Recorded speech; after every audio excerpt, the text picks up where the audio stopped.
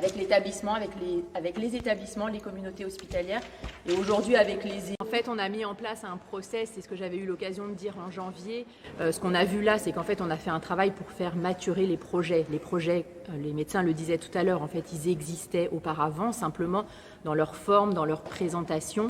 Ils n'étaient pas prêts à être financés. Et donc, on a accéléré entre janvier et aujourd'hui ce travail-là pour se garantir que les projets sont pertinents. Il n'y a plus de doute là-dessus et qu'on pouvait les financer.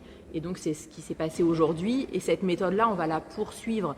Et je le disais aussi tout à l'heure, qu'on ait des crédits exceptionnels du Ségur ou qu'on ait des crédits habituels délégués par l'État dans les territoires, on poursuivra cette méthode parce qu'on a montré que c'était la bonne. C'est dans le dialogue qu'on arrive à construire et à valider les projets. C'est aussi parce qu'on se déplace, parce qu'on va voir les établissements, parce que les médecins portent effectivement leurs projets qu'on est maintenant en capacité de les financer. Finalement, 3 mois de perdu ou au contraire, 3 mois nécessaires pour mieux rebondir? Non, alors je crois que c'est plutôt 3 mois de gagner pour des années d'inscription dans la durée d'une santé améliorée sur le département. Ça n'a pas été facile, il faut le dire, mais tout simplement parce que ce que j'évoquais tout à l'heure, une incompréhension des problèmes, une lecture réglementaire, administrative, une distance, un éloignement. On sort du Covid, hein, ça a été dur pour l'État, comme ça a été dur pour les élus, ça a évidemment été dur pour les populations. Donc voilà, peut-être qu'il fallait reconnecter tout ça, bien se remettre à niveau. Moi, ce que je ne supportais pas et ce que nous ne pouvions pas accepter, c'est que les médecins soient dans un état psychiquement d'effondrement, les médecins et donc toute la communauté médicale, les personnels techniques, les infirmières, enfin ceux qui accueillent les patients à l'hôpital, mais aussi la médecine de ville, que tout le monde ait un sentiment d'abandon.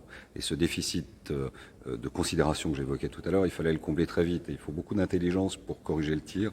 Et c'est ce qui a été fait. Et c'est pour ça que c'est pas du tout 3 mois de perdu. C'est plutôt 3 mois de gros travail pour redonner une confiance et pour la stabiliser et l'inscrire dans la durée, parce que cette confiance est vraiment la clé de tout.